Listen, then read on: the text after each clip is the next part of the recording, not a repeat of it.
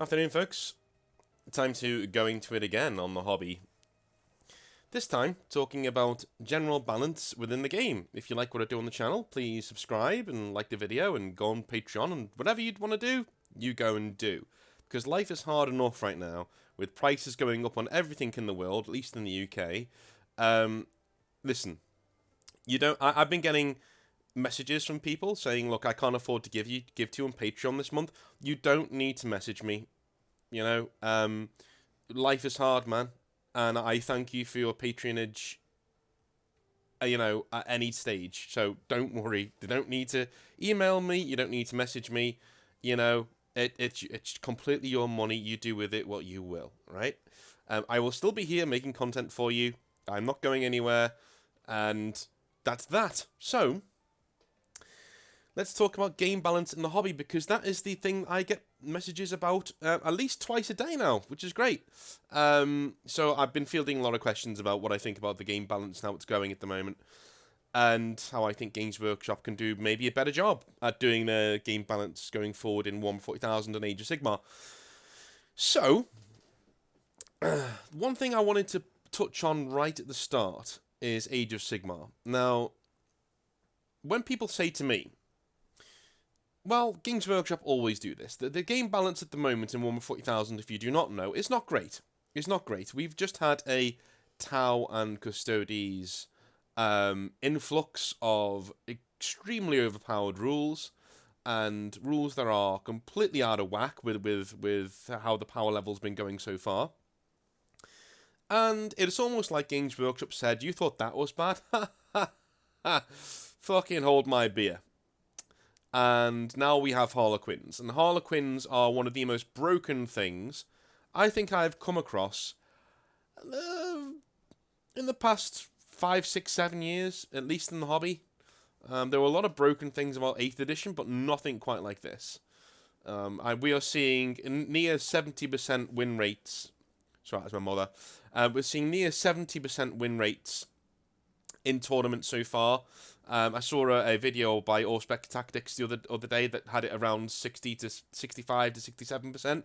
We're now nearer the 70% mark, the 69.8 something, which is, put it this way, if you don't know, as a game designer, if you want to talk about balance in a tabletop game, no matter if it's an RPG or a battle strategy game or whatever you're looking for, where people are playing against each other or playing against the game itself, the win rate for any sort of faction, quote-unquote, should be around 50 to 55% to keep a nicely balanced game. You need most of your factions to be hovering around that number. To have a faction hovering around 70% wins in competitive circles is showing a absolute landslide in rules being completely out of whack. Now, people say to me all the time, look, Games Workshop do this all the time. They bring out these new codexes and they get patched later on, and that's just how it is. We have chapter approved. That's what it's for. And to that I say codswallop, because obviously Games Workshop have the talent there to make balanced rules. Because for the most part, and I play quite a lot of Age of Sigmar these days, for the most part, Age of Sigmar is a very balanced game. I've not really come across, long gone are the days of the Blood Knights, when Age of Sigmar was first released and they were completely broken, right? Games Workshop have learned a lot of lessons with Age of Sigmar, and I play Beast Claw Raiders, so I play, ogres, and I have had generally very balanced games in Age of Sigmar. I've never been trounced. I've never trounced anybody. It is a bloodbath every single time I play a game of Age of Sigmar, and each game is decided by luck and tactics, in that order, essentially, which is the sweet spot for me in terms of a game.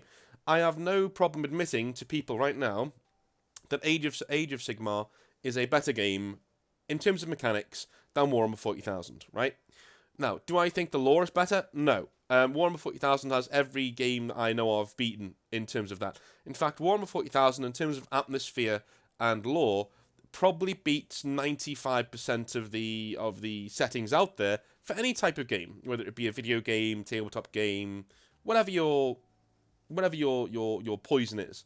I would say the very fact that Warhammer 40,000 games on video games sell so well on their atmosphere alone should tell you how good the setting is. When I was playing Deathwing, and I'll be streaming it later on today as well, when I was playing Deathwing, for instance, like, honestly, it's not that great a game. It's the same thing over and over and over and over again. Tyranids run towards you, you shoot them or hit them, and that's it, right? But the atmosphere itself made me want to write some lore, or some Warhammer 40,000 lore. It made me want to go and paint some models. It made me want to go and watch some videos. It made me want to play some games. That's the money of Warhammer 40,000. So that's where I think Games Workshop's opinions lie, is that they have the skill. People tell me they don't have the skill. They clearly do, because they already have a really nicely balanced game there that they don't have to patch every couple of months or every couple of codexes or army books that come out, right? So what they do, though, is their clear focus is on the wider setting itself and ensuring that grim, dark aesthetic, that really cool aesthetic that we all like, isn't lost. And that is something that I'm hoping keeps and stays. I don't want things to go Saturday morning cartoon. The very reason why I'm very suspicious whenever they release any sort of Space Wolves lore and anything like that, because I can sense it becoming more Saturday morning cartoon, less and less grim dark as time goes on, and appealing to a wider audience, which is no bad thing in itself, but obviously we're getting into another can of worms entirely. So, for me, at the moment, the balance in Warhammer 40,000 is not great. I'm well aware that we are having a brand new patch, quote-unquote, coming out, a new errata coming out, which should bring some rules more into line with what's going on. But what I would say is, I do not think Games Workshop are doing enough as a company to run maintenance on their current edition of Warhammer 40,000. Now, on my previous video, I stated that I think 10th edition will be here around summer 2023. And a lot of you are saying that's far too soon. We've only just had, 9th edition. Not all the army books are out for 9th edition yet.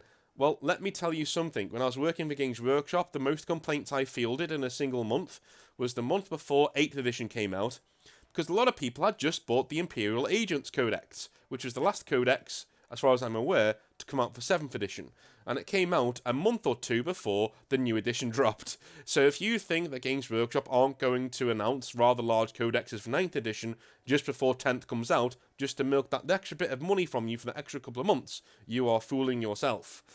Games Workshop have it in them to do things like that, because at the end of the day, you're going to buy it anyway. And that is an indictment on the customer just as much as it is an indictment on the company who are purporting these practices that aren't very customer based, right?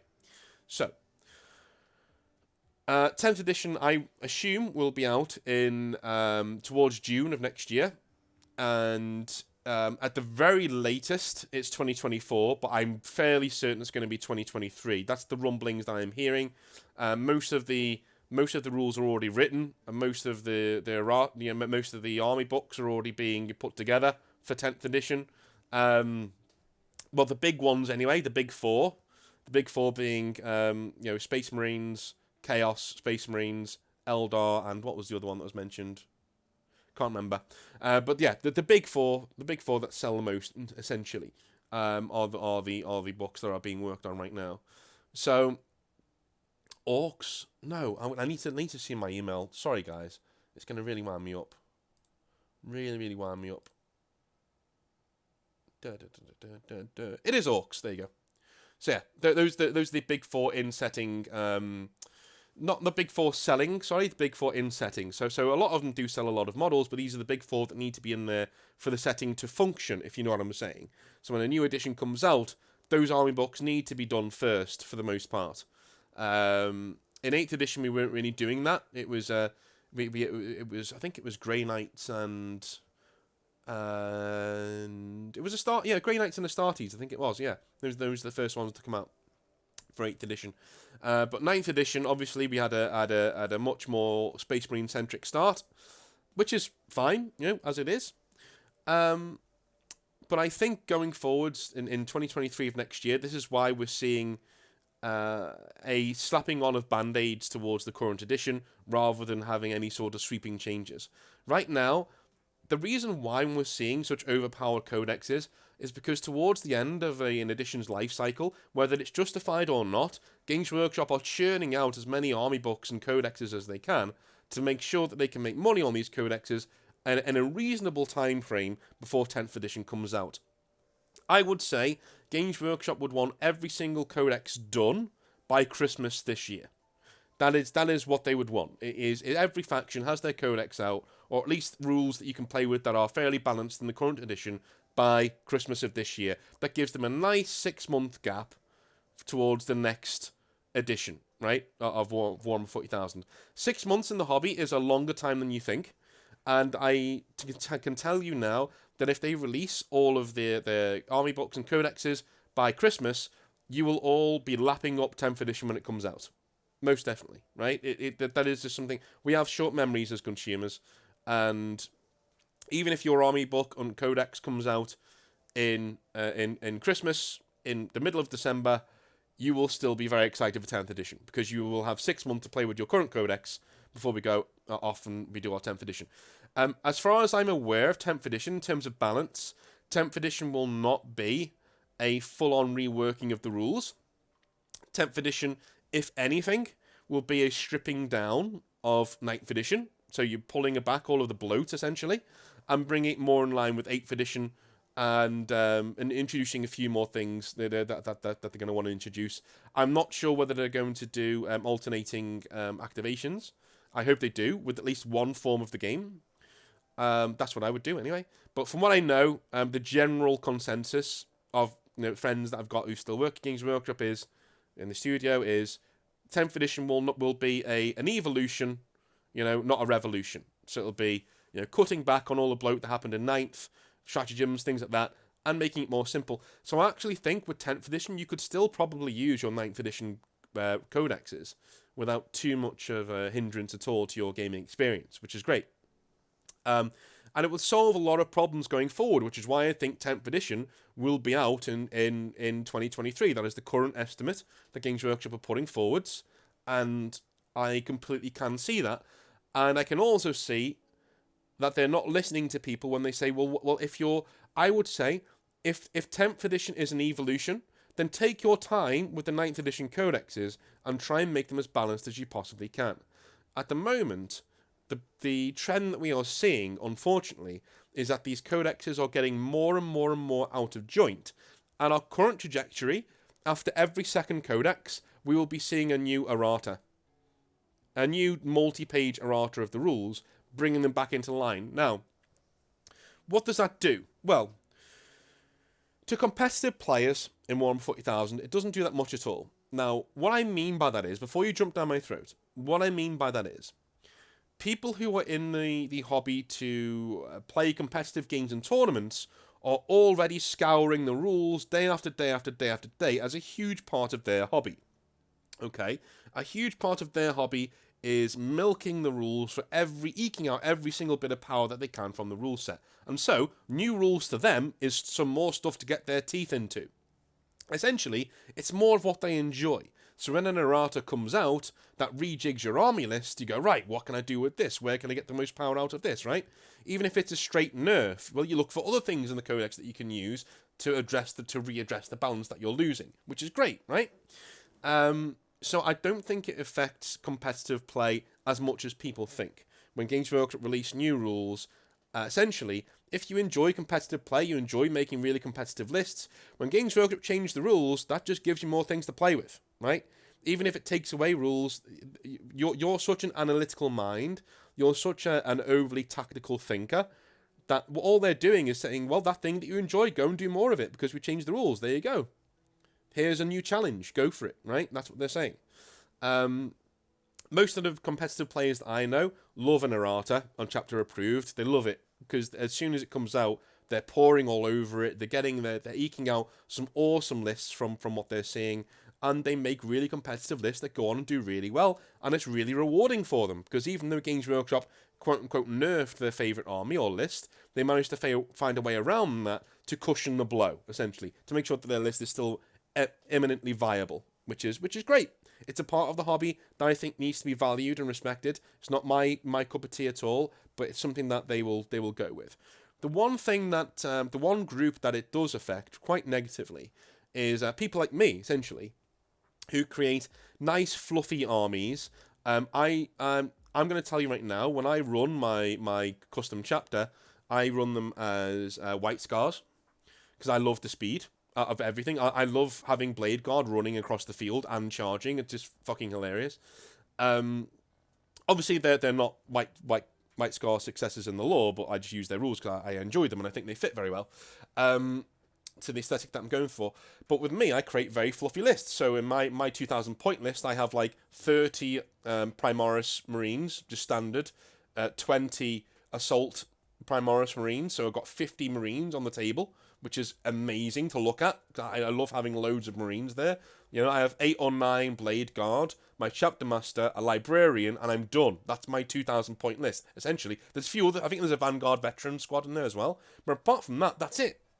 That's it. Like I just like playing fluffy lists. Is that competitive? Hell no, right? It's not competitive at all. I still win quite a lot of games because I play people. One, I know the list at the back of my hand, and knowing your list is 9/10 of the battle in Warhammer 40,000. I'm telling you that right now. If you know your list back to front, you can eke out some wins that you should never be able to eke out. But playing Warhammer 40,000 the way that I do it in a very fluffy way, which means I have my army book, I have my codex, and I use it, and that's it, right? That's just what I do. I just use it, and that's it. For instance, I got the Grey Knights army book, the codex, and I was extremely happy with it. I thought, yes, this brings us up to standard. This brings us up to, you know, not quite Custodes level, but we're like upper mid-tier army. This is great, you know. Only for Games Workshop to then bring out an errata that nerfed quite a lot of the things in the book that I just bought. Now, if I am a quote-unquote try-hard, that's not an insult, but if I am a quote-unquote try-hard tournament player, that's not going to bother me as much because, oh, more rules for me, hooray, right? More rules for me to go over. But that's not what I enjoy about the hobby. I like buying an army book with all the cool lore and art in it, and the rules, so I can just use the rules and play on the tabletop, right? When the Games Workshop then nerf a load of those rules and change them around and do this and do that, without me getting into the bitterness of them nerfing Grey Knights again, when they shouldn't have done. The army book was perfect as it was.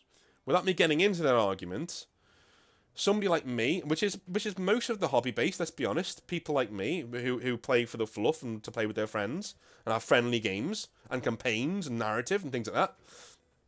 And people like me, when new rules come out and they change the codexes that we've already bought and paid for, that's very frustrating, right?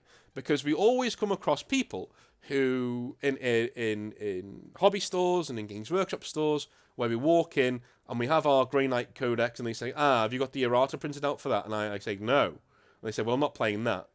I'm not playing that list. It's not proper, quote unquote.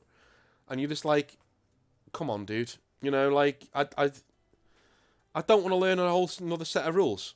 Like, this isn't a full-time job to me. It just isn't. This is just a hobby. I play with these toy soldiers and I roll some dice. That's literally all I'm here to do, right?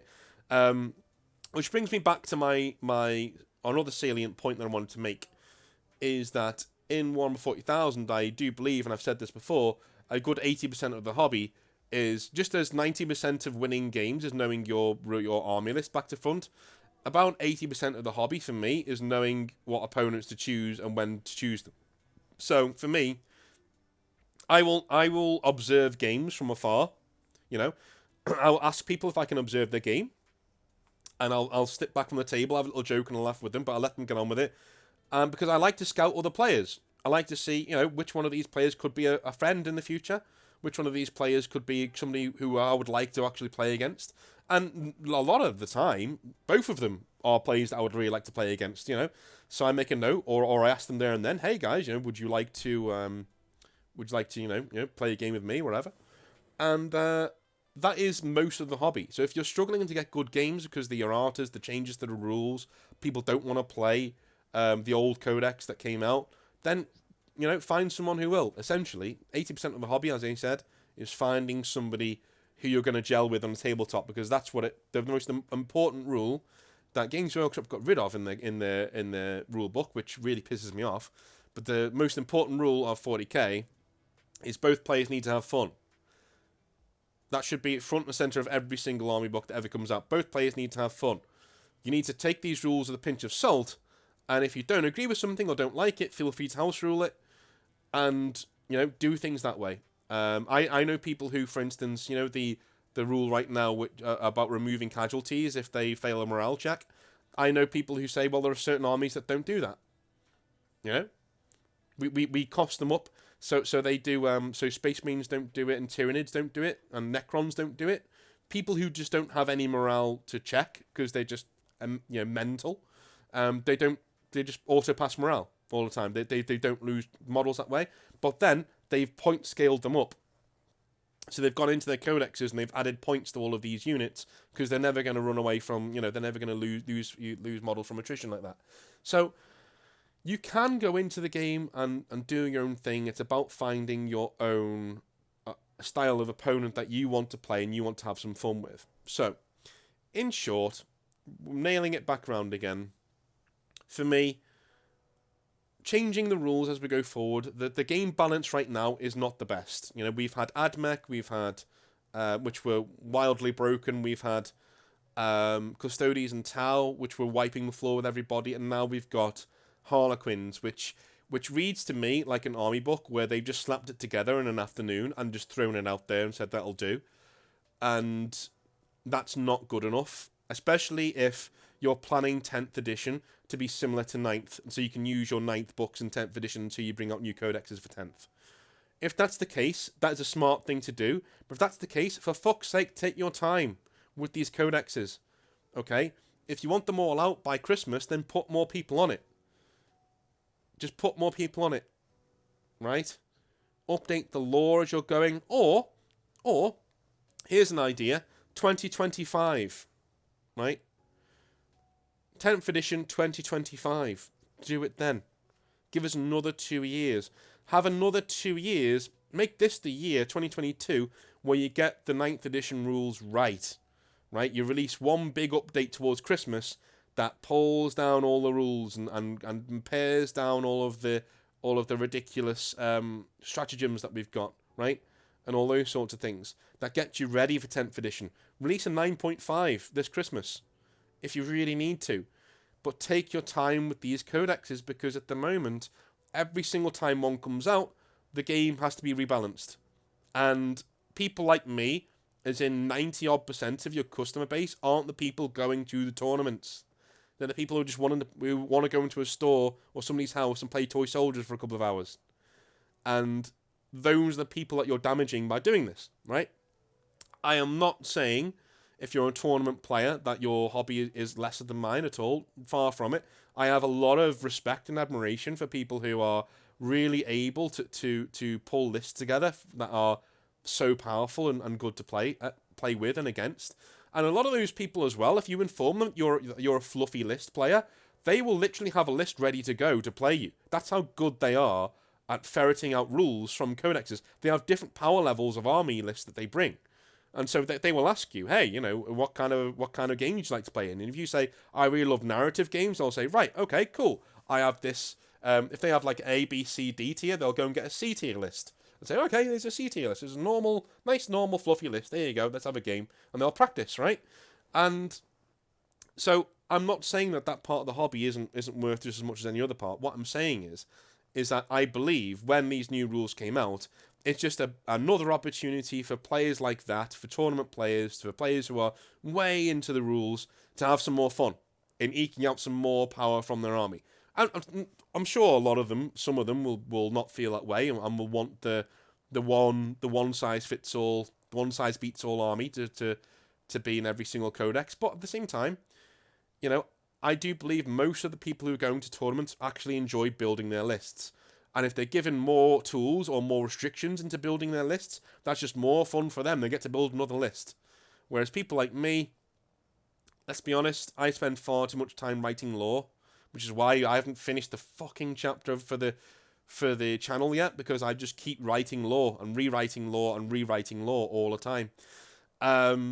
But moving onwards, that is the end of the video. That is my thoughts on balance going forward in Warhammer 40,000, whether I think it's ruining the game or not. I don't think it's ruining the game, but I do think it's a massive ankle weight around the hobby's legs. And I think we really need to be doing better in terms of taking our time with these codexes, taking our time with these, maybe with the releases of the editions, but making sure that if we're keeping 9th edition the way that it is, that we just barrel on forwards with these codexes, but we take our time in making sure that they're right. Put more people on it. If you want them all up by Christmas, give people 6 months with their codexes before the new edition comes out, then put more people on it, Games Workshop, right? We cannot have these codexes that are slapped together in an afternoon, right? Because that's what Harlequins is. You only had to write rules for 7 or 8 units, and you fucked it up. Let's not do it anymore, please, right? I give you my powerful Grey Knights back, twats. Anyway, I love you all long time. And if you guys want to talk to me, Discord's free down below. The the bullying in the hobby video will be out sometime this weekend, because I want to do a bit more work on it. I've got a bit more evidence given to me, so I'm going to be working on that this weekend. And we will have some more cool hobby stories towards the weekend too, probably tomorrow. So thank you very much for watching, guys. Love you long time, and I'll speak to you later. Have a good one.